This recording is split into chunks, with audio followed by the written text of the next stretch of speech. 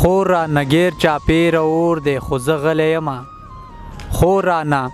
غیر چاپیر اور دی خو زه غلی یمه لمبه لمبه مې د زړه کور دی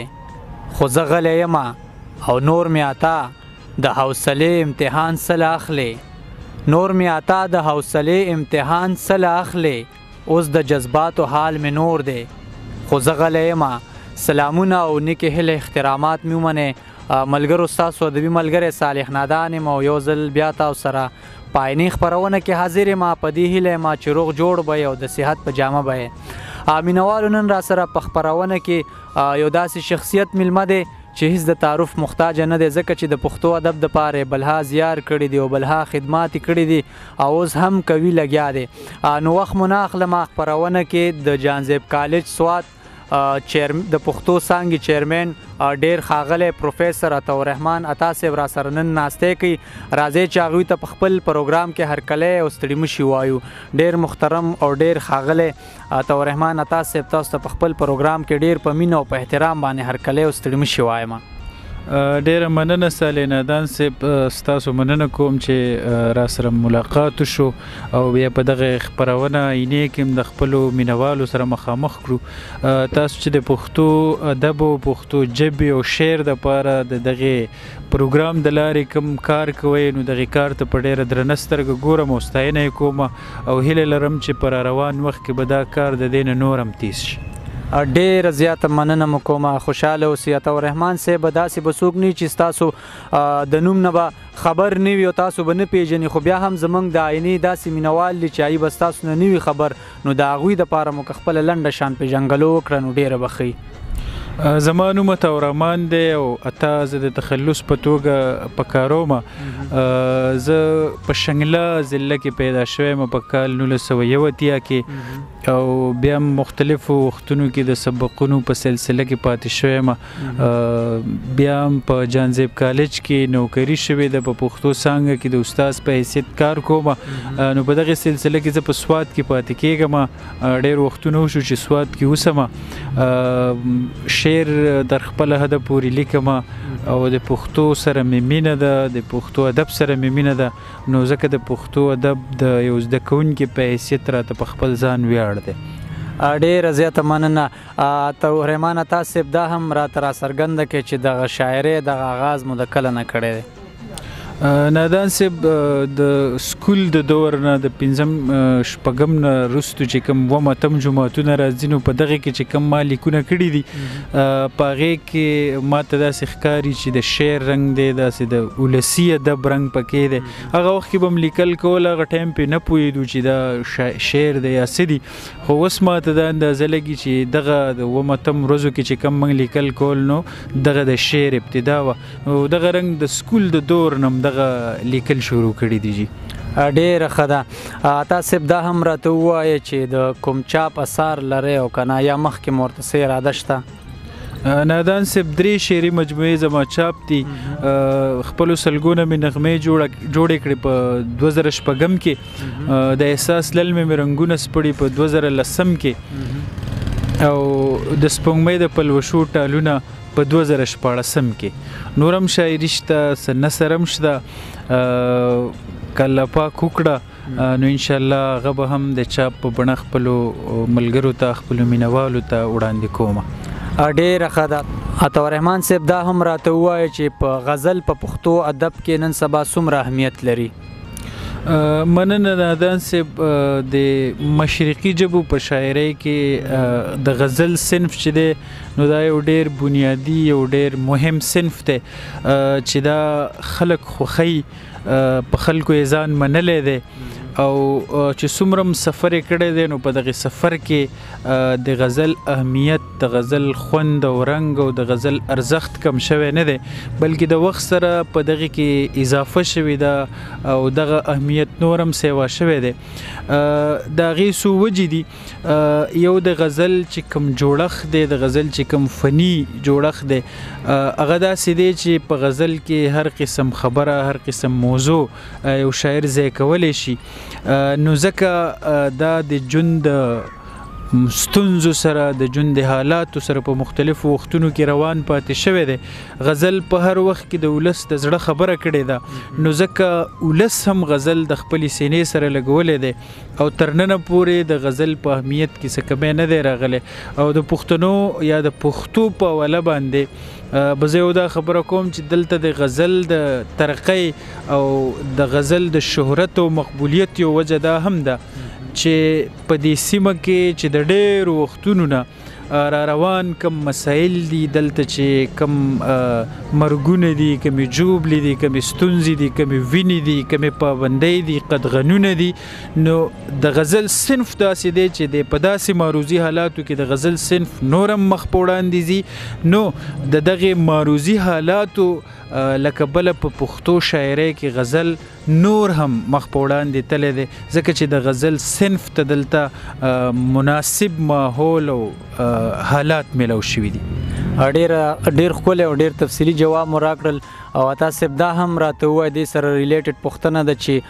په غزل کې تغزل څه ته وایي یا په شعر کې شعریت څه ته وایي. زموږ دغه کم زلمې کل د استفادې په طور باندې هغې ته که دغه مختصر شان رڼا پې واچوي نو ډېره به ښه. تغزل په غزل کې یو اوږد سوال دی او په دې باندې بلا بحث کیدی شي. موږ ویلی شو چې په غزل کې د ادب د پوهانو د شعر د پوهانو په خیال یا د په اتفاق چې په غزل کې کم خصوصیات پکار دي، دغه خصوصیات چې را جمع شي نو دې ته تغزل وایي.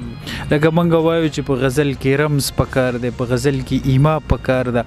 په غزل کې شعریت پکار دی، د فن پکار دی، دغه ټول دغه شان سوز او ګداز پکې پکار دی. دا ټولې خبرې چې رايوځي چې نو دغه مجموعي کیفیت ته یا دغه مجموعي حالاتو ته موږ تغزل وایو. لکه موږ ویلی چې د بوډۍ د ټال خبره مونږ کوو نو هغه د بوډۍ ټال ډېر ښایسته دی، خو د بوډۍ په ټال کې چې دنده دغه څو رنګونه رایوځی شي، بیا د باران څاڅکي شي، بیا د نور رڼا شي، نو د دغې ټولو کیفیتونو نه د بوډۍ ټال را جوړیږي. نو دغه رنګ د غزل دغه لوازمات چې په غزل کې رایوځي نو موږ وایو چې د دې نه تغزل جوړ شو. بیا موږ د شعریت خبره چې کوو چې شعریت څه ته وایي، نو خبره دا ده چې د شعر چې کوم فني رغونه ده یا فني جوړښت دی، چرته چې موږ وایو چې شاعري فنون لطیفه کې د ټولو نه اهم فن دی، فاین آرټ دی. نو د آرټ بیا خپل د هغې غوښتنې لکه کمیس هر څوک ګنډلی شي، خو درزي چې کوم کمیس ګنډي نو هغه په هغه چوکاټ دننه ګنډي چې کوم مروجه دی او کوم په سترګو ښه لګي. دغه شان خبره هر څوک کولی شي،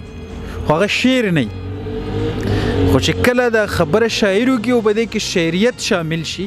نو بیا ورته موږ شعر ووایو. په لنډه موږ دا ویلی شو چې د شعر فني غوښتنه په نظر کې ساتل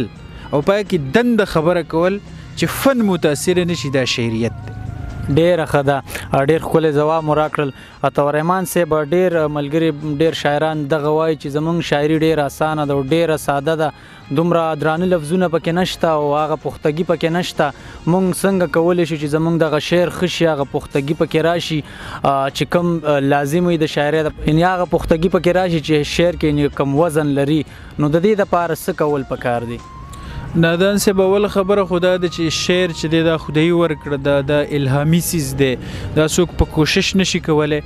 هغه سړی شاعر دی چې کوم خدای پاک شاعر پیدا کړی، دغه ملکه چې په چا کې نو شاعر دی. ها چې په چا کې دغه ملکه نو بیا د مخ په وړاندې تلی شي په خوارۍ باندې، په اکتساب باندې، په مشق باندې، او بیا دا څیزونه بنده ویلی شي چې هغې سره په دغې ملکه کې خون، رنګ، ځلا او ښکلا نوره پیدا کیدی شي. لومبۍ خبره خو دا ده چې د خپلې ژبې سره، د خپل قام سره، د خپلې خاورې سره، د خپل ولس سره مینه پکار ده چې څومره هم ستا سره ستا د ژبې لفظونه یي، د هغې ته په ګرامر پوهېږي، د هغې ستا سره ذخیره الفاظ او هغه سوچي. نو ظاهره ده د شاعر کار چې دی هغه د لفظونو جادوګري ده. دغه لفظونه به ستا په شعر کې پکارېږي په مناسبه طریقې چې ته استعمال کړي، نو هلته دا د ګرامر د پوهنې غوښتنه کوي. دغه رنګ د دې سره سره خپل ژوند ته، خپلو حالاتو ته، خپل د انساني جذباتو ته کتل پکار دي. په دې پوهېدل پکار دي، د دې مشاهده پکار ده. د چا سره چې دغه مشاهده د ژوند د خپل معروضي حالاتو، د خپل قام، د هغې د نفسیاتو او د انساني جذباتو پوهی، نو دی به ښه شعر ویلی شي. پخوا به خلکو دا چې د شاعر دپاره یا د ادب د پوهان دپاره به 30 قسمه علوم پکار و. هر سړی به شاعر نه شو کېدی. په هغې کې یو شرط دا و چې 100,000 شعرونه به چاته یاد نه وي د نورو شاعرانو، دا به شاعر نشي کېدی. نو ورسره د پوهانو د کلاسیکي شاعرۍ، د جدیدي شاعرۍ مطالعه هم پکار ده، ژوند ته کتل پکار دي، حالاتو ته کتل پکار دي، او بیا په مناسب فني پیرایه کې د ژبې د صحیح استعمال سره چې سړی شعر ووایي، نو بیا دغه شعر د ولس د زړه آواز وي، بیا په هغې کې زور وي، بیا په هغې کې ژوند وي، او هغه بیا د خلکو د خپل زړه خبره ښکاري. او چې چاته هم ستا شعر د خپل زړه خبره، خپله قیصه ښکاره شوه، نو گویا چې ته ښه شاعر شوې، ته په خلکو کې مقبول شوې، او ستا شاعري به بیا چرته هم نه مري. ډیره ښه ده، ډیره زیاته مننه. عطاالرحمن صاحب زموږ مینوال به هم په تمه یو ستاسو هم ډیر قیمتي دی، نو خپل کوم شعرونه مو زموږ دغه مینوالو سره شریک کړل، موږ به هم ترې خوند والو، دغه مینوال به هم ترې خوند والي. زوړ غزل شعرونه دي چې مطلع عرض ده، د دور احتساب له مې د قام زلمی پکار دي، د دور احتساب له مې د قام زلمی پکار دي، او د فکر انتصاب له مې د قام زلمی پکار دي. او شعر دی چې د وینو انقلاب قسم په خدای کې انقلاب وي، د وینو انقلاب قسم په خدای کې انقلاب وي، د مینې انقلاب له مې د قام زلمی پکار دي. او مننه جی، د نوي دور جنگ ګټل اوس نوې لوبه غواړي، د نوي دور جنگ ګټل اوس نوې لوبه غواړي، ټوپک له نه کتاب له مې د قام زلمی پکار دي. مننه جی، بې وخته پاڼې پاڼې شي اوربلې نصیب نشي، بې وخته پاڼې شي اوربلې نصیب نشي، ساتنې د ګلاب له مې د قام زلمی پکار دي. او حجره چې بیا روخانه د پښتو په بل مشال کړي، حجره چې بیا روخانه د پښتو په بل مشال کړي، اتڼ له او رباب له مې د قام زلمی پکار دي. او احساس چې را بیدار کی چې د بل لښکر پسې یو، احساس چې را بیدار کی چې د بل لښکر پسې یو، پرچار د دې نصاب له مې د قام زلمی پکار دي. او مننه جی، مخته ده چې اتا چې خپلې وګټي، اتا چې خپلې وګڼي او خپل غږ کړي ته پورته، اتا چې خپلې وګڼي او خپل غږ کړي ته پورته، منبر له او محراب له مې د قام زلمی پکار دي. ډیر زبردست، ډیر ښکلی. عطاالرحمن عطا صاحب، ستاسو نه یوه نړۍ مننه کوم چې خپل قیمتي وخت نه وخت راویستلو او موږ سره په دغه مرکه کې ناستی وکړه. ستاسو د ټولو یو جهان مننه، تاسو ته ډیره مینه، ډیر احترام، او ستاسو د دغه کار او زیار ډیره ستاینه. الله دې ستاسو دغه کار هم دغه شان روان ساتي، الله دې ستاسو دغه جذبه هم دغه شان تانده ساتي. ډیره زیاته مننه، خوشحاله اوسئ. مینوالو، نن را سره په دغه خپرونه کې